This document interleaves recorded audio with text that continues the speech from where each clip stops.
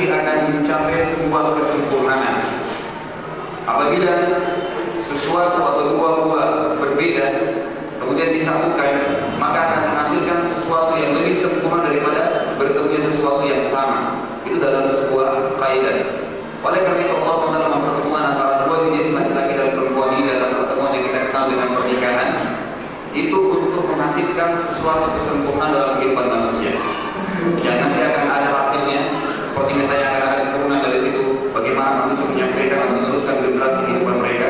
Dan juga kedua mempelai ini akan saling menutupi atau menutupi hubungan satu sama yang lain. Termasuk di sini ada yang kita katakan adalah hubungan seksual. Ulama sepakat mengatakan bahwasanya nikah ada atau barang siapa yang melakukan pernikahan berarti dia telah mematikan banyak sekali gerakan-gerakan syaitan yang bisa merusak akhlak seseorang. Karena dengan melaksanakan pernikahan, maka banyak sekali pintu-pintu syaitan yang dapat ditutup, termasuk pelampiasan hawa nafsu. Dan tidak bisa dipungkiri bahwasanya Allah SWT telah menurunkan salah satu hukum syariah yaitu pernikahan itu untuk menunjukkan pada manusia bagaimana cara dia melampiaskan salah satu kebutuhan manusia yang pasti dia butuhkan, yaitu hubungan seksual dengan cara halal. Ibaratnya seperti ini: apabila ada dua orang, laki-laki dan perempuan lawan jenis ini melakukan hubungan seksual dalam keadaan yang haram atau kita kenal dengan kata-kata zina, kemudian pasangan hidupnya itu hamil, maka kedua mempelai atau kedua orang ini pasti akan malu. Begitu juga keluarganya, hanya karena ada pelaksanaan hubungan seksual yang salah. Bedakan dengan seseorang yang menikah dengan cara sunnatullah, kemudian keduanya jelas-jelas melakukan hubungan seksual seperti tadi, tapi ini dengan cara halal. Bagaimana bila pasangan hidupnya itu hamil? Maka kedua orang ini atau kedua manusia ini akan senang juga keluarganya. Inilah unsur timbal balik yang harus dipahami bagaimana hikmah Allah SWT meletakkan yang terbaik dalam kehidupan manusia. Allah SWT mengatakan dalam ayat yang saya bacakan tadi, hai sekalian manusia, saya telah menciptakan kalian dari laki-laki dan perempuan, dan juga dari marga-marga dan bangsa-bangsa yang berbeda-beda, itu agar kalian saling kenal mengenal. Ulama mengatakan benang merah yang bisa ditarik dari sini adalah bagaimana seseorang kalau bisa mencari calon mempelainya itu dari orang yang berbeda dari dia, artinya orang di luar daripada keluarganya. Ini lebih diafdalkan karena dia bisa lebih berkenal, saling memperbanyak hubungan silaturahmi antara sesama muslim. Kemudian Allah tekankan yang terakhir, inna akramakum indallahi atqakum. Ayat ini menjelaskan bahwasanya bagaimanapun rupanya dan bentuknya seorang suami ataupun seorang istri, kalau dia bertakwa kepada Allah SWT, maka dia akan melebihi siapapun yang kita temukan di jalanan, walaupun orang tersebut lebih sempurna ciptaannya. Makanya arti ayat tadi inna akramakum indallahi adalah perincian dari Allah SWT dikatakan dari laki-laki dan perempuan, bagaimanapun bentuknya, orang yang paling takwa yang mendapatkan nilai tersendiri. Hadis Rasulullah SAW menjelaskan bagaimana ada 3 orang rah atau orang yang alim di antara sahabat. Dalam beberapa riwayat disebutkan nama mereka. Ada di antara mereka 3 orang datang ke rumah Rasulullah SAW, mereka mengatakan, menanyakan kepada istri-istri Nabi bagaimana ibadahnya Nabi di rumah. Karena mereka sudah sering mendengarkan yang ibadah Nabi kalau bukan di rumah. Di masjid sudah dilihat bagaimana cara Nabi sholat dan sholat, tapi kalau di rumah bagaimana muamalahnya dengan keluarganya. Maka istri-istri Nabi menjelaskan Rasulullah SAW berbuat seperti ini, membantu kepada Aisyah dalam mencuci piringnya, membantu dan seterusnya. Akhirnya sahabat ini dalam riwayat dikatakan karena kamu akal luha, seakan-akan 3 orang sahabat ini menganggap kecil perbuatan Nabi. Maka masing-masing mengatakan, saya akan sholat malam dan tidak akan pernah tidur selamanya. Karena ada istri Nabi mengatakan Nabi itu kalau malam dia tidur dan dia bangun sholat. Kemudian yang satu mengatakan saya akan tinggalkan perempuan selamanya, saya tidak akan pernah menikah. Dan yang satu juga mengatakan saya akan berpuasa dan tidak akan pernah buka puasa selamanya. Karena mereka ini karena iman dan amalnya sudah bertambah sehingga mereka ingin berbuat sesuatu yang terbaik dan bisa menjadi hamba Allah yang terbaik. Maka suatu Rasulullah SAW keluar atau bertemu dengan mereka, maka Rasulullah mengatakan antum allati qultum kadza wa kadza. Apakah kalian mengatakan seperti ini dan seperti itu?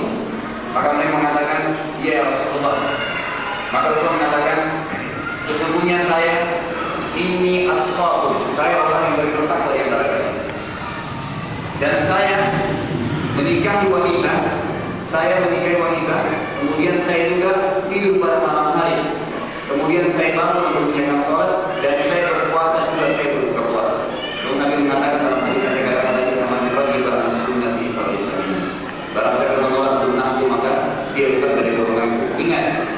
setiap ada konsep hadis yang datang mengatakan laisa minni atau laisa minna, itu hadis yang paling harus ditahdir oleh semua umat Muhammad SAW. Karena bisa membuat anda keluar dari jalur keislaman hanya karena bertolak ke situ.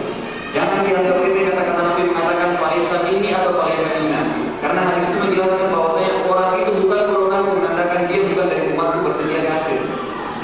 Oleh karena itu jangan dianggap hadis seperti ini. Yaitu sekarang hikmah yang terbesar yang kita bisa ambil bahwasanya salah satu sunnatullah adalah pernikahan. Poin yang kedua yang kita bahas yaitu masalah hak dan kewajiban masing-masing. Di antara bahwa kita melaksanakan pernikahan, di mana ada kewajiban di situ ada hak. Ketika sebaliknya, orang kalau melaksanakan kewajiban dia akan mendapatkan haknya. Orang kerja dia akan mendapatkan haknya untuk menerima hasil dari kerjanya. Begitu baik itu perbuatan amal di dunia, kita berbuat amal saleh, maka kita akan mendapatkan balasannya nanti di surga dan seterusnya.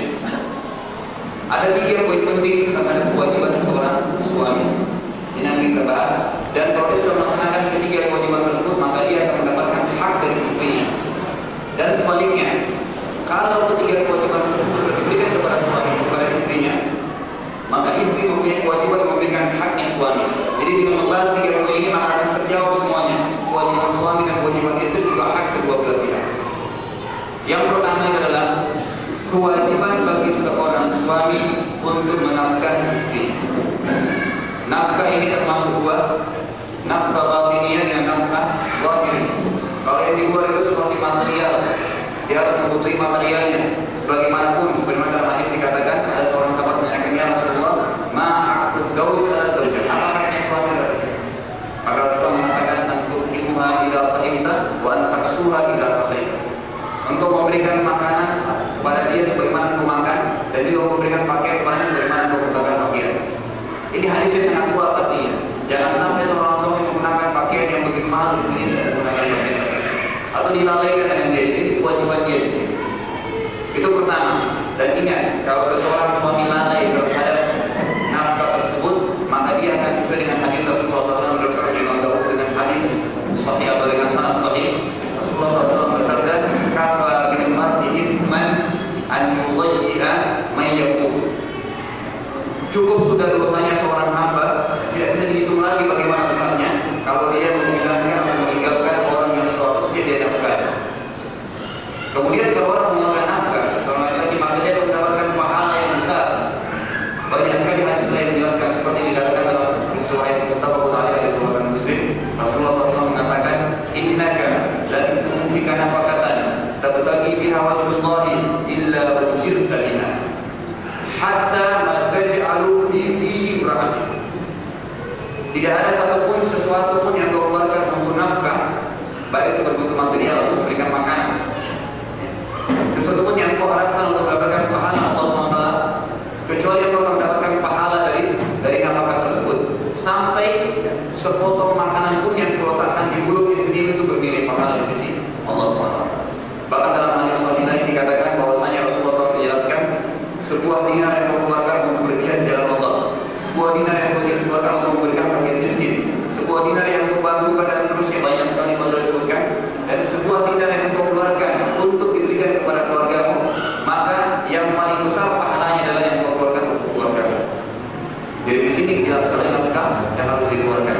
Yang kedua, wajibnya seorang suami membimbing istrinya nanti dan anak-anaknya juga termasuk kalau sudah dikaruniai itu dalam pembinaan agama. Bahkan ulama sangat mentakdir kalau ada seseorang yang berusaha memberikan nasihat kepada orang di luar sementara keluarganya sendiri terutama istrinya itu tidak menjalankan protokol syariat. Oleh karena itu ketika bisa masuk dalam firman Allah SWT mengatakan, "Kabura maqtan 'indallahi an taqulu ma la taf'alun."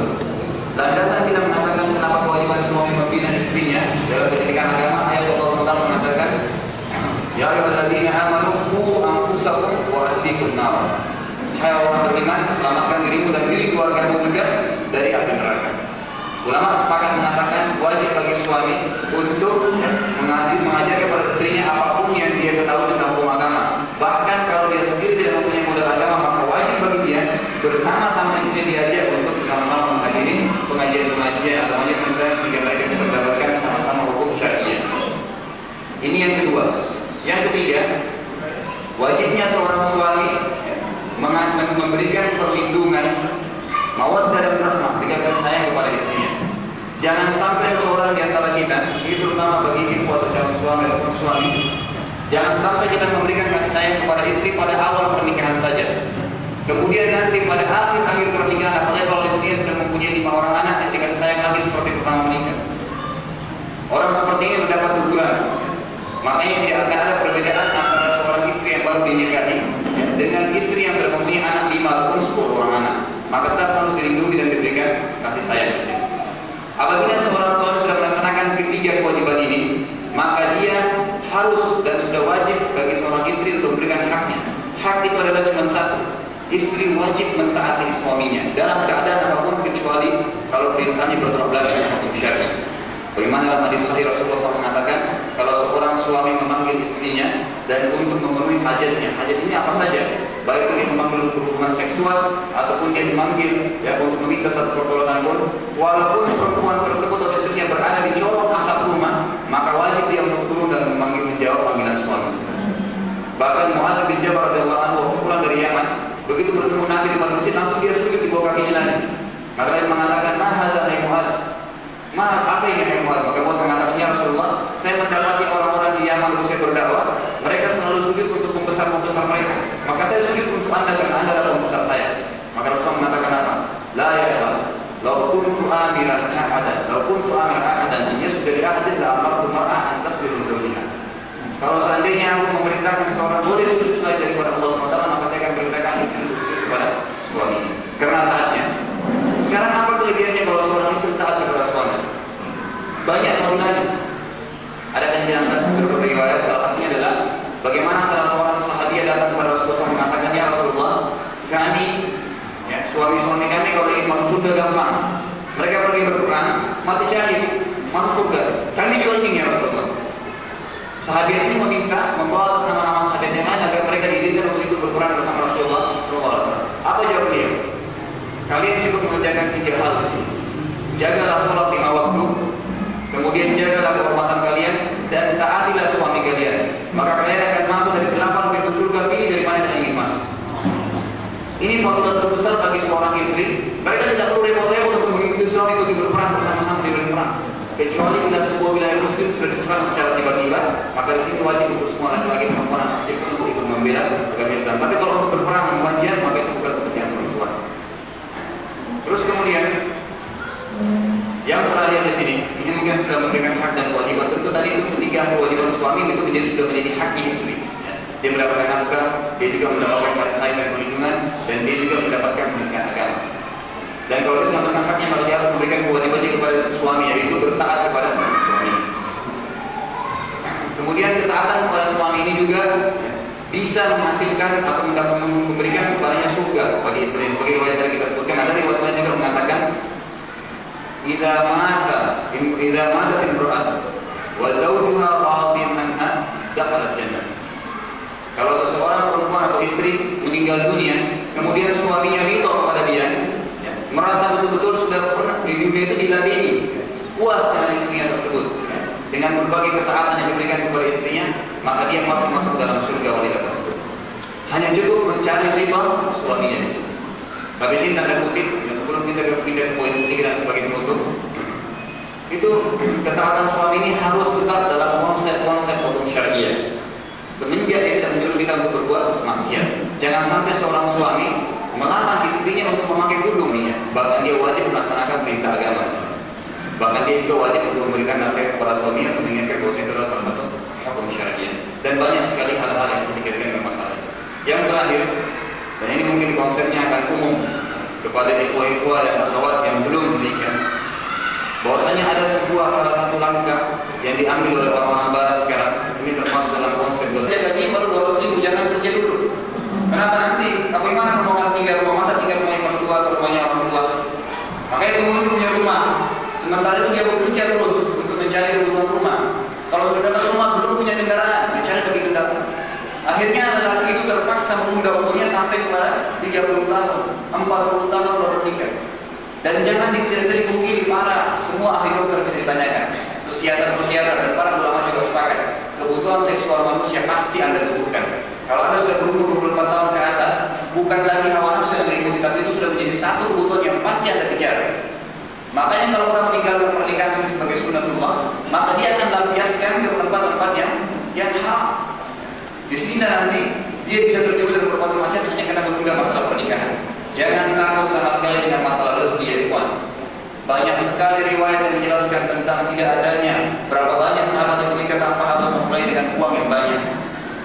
Walaupun Rasulullah SAW waktu menikah dengan Khadijah, itu beliau sempat memberikan 20 ekor unta betina sebagai mahar. Tetapi di sini ada sahabat-sahabat lain yang menikah juga tidak banyak. Seperti misalnya seorang wanita yang wahibatun nafsah Nabi SAW yang menyerahkan dirinya kepada Nabi untuk Nabi nikahi.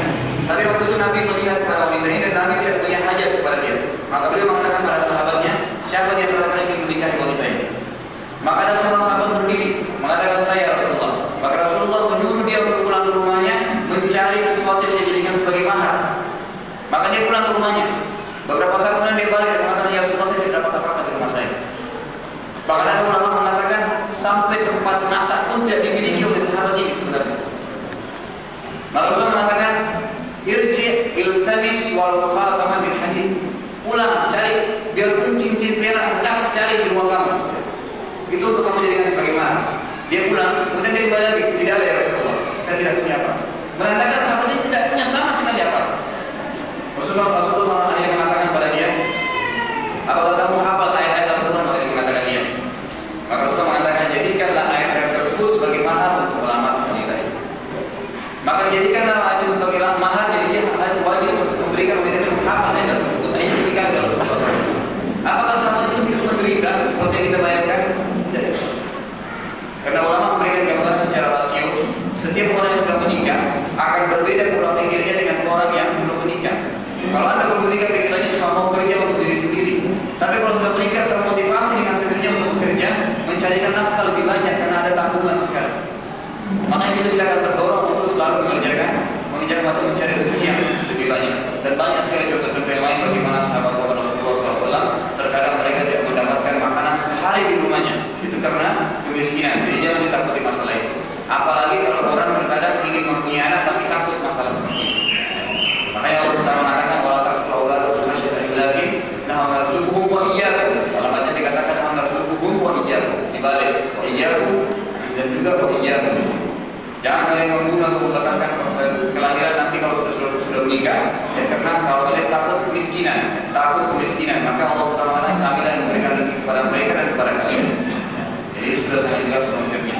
Ini makanya saya beranjak atau memberikan motivasi kepada saudara kita yang belum menikah.